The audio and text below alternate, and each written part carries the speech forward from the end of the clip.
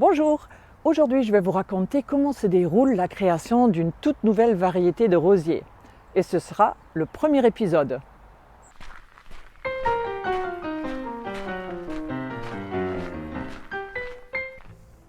Bonjour et bienvenue. Quand on feuillette les catalogues des rosieristes, tous les ans on voit plein de nouveautés qui nous font bien sûr très envie. Et moi je voulais savoir comment on crée en fait ces nouveautés. Et comme je pense que cela vous intéresse autant que moi, j'ai demandé au créateur des nouveaux rosiers chez André Ève s'il voulait bien nous le montrer. Ce créateur, il s'appelle Jérôme Rateau.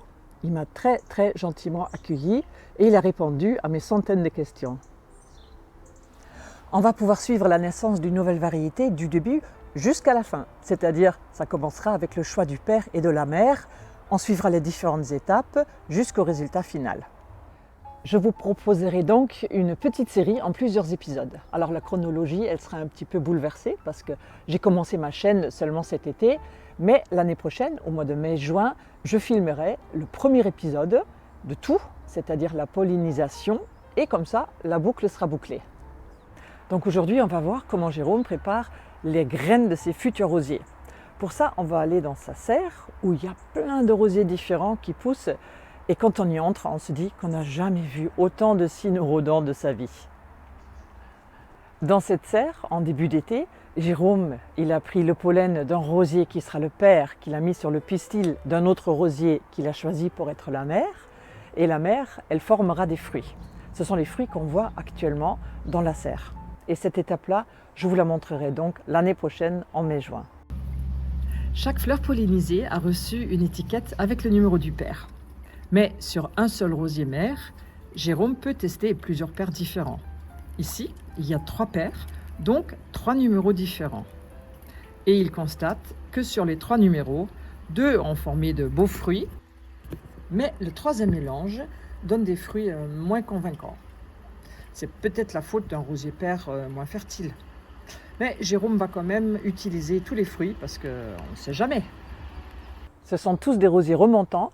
Et après leur première floraison, au mois de juin, Jérôme n'y touche plus et laisse tranquillement les fleurs se transformer en fruits.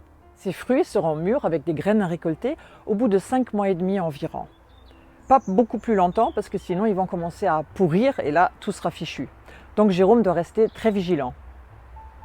Jérôme commence alors la récolte des cynorrhodons, à la main bien sûr. Et sachant que cynorrhodon contient entre 1 et environ 50 graines, on imagine le travail de titan pour obtenir les 30 000 graines que Jérôme récupère et sème tous les ans. 30 000, ça me paraît déjà tellement énorme.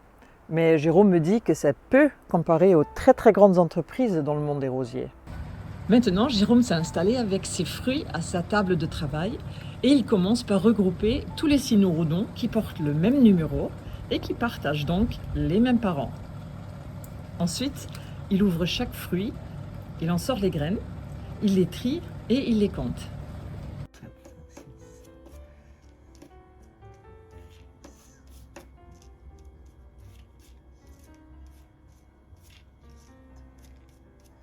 Ensuite, il les range dans des enveloppes préparées et il note bien toutes les références et le nombre de graines obtenues. Mais il ne peut pas les semer tout de suite.